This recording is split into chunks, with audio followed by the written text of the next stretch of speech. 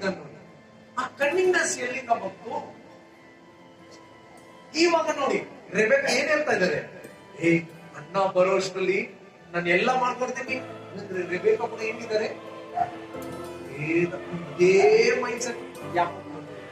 Alleluia. So ನೀವ್ ಯಾರ ಜೊತೆನಲ್ಲಿ ಇರ್ತೀರೋ ಅರ್ಥ ಮಾಡ್ಕೊಳ್ಳಿ, ಅವ್ರ ತರಾನೇ ಹೇಳಿದ್ವಿ. ಯಾಕೋ ತಪ್ಪಂತ ಗೊತ್ತು, ಆವಾಗ್ಲೂ ತಪ್ಪು ಮಾಡಿದ್ರು.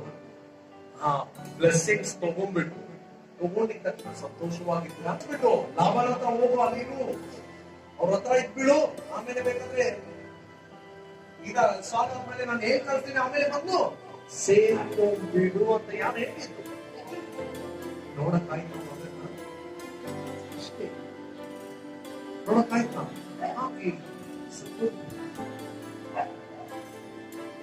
ಖಂಡಿತ ಆ ಸಂತೋಷ ನೋಡಕ್ಕಾಗಿತ್ತ, ಆ ಬ್ಲೆಸ್ಸಿಂಗ್ಸ್ ನೋಡಕ್ಕಾಗಿತ್ತ?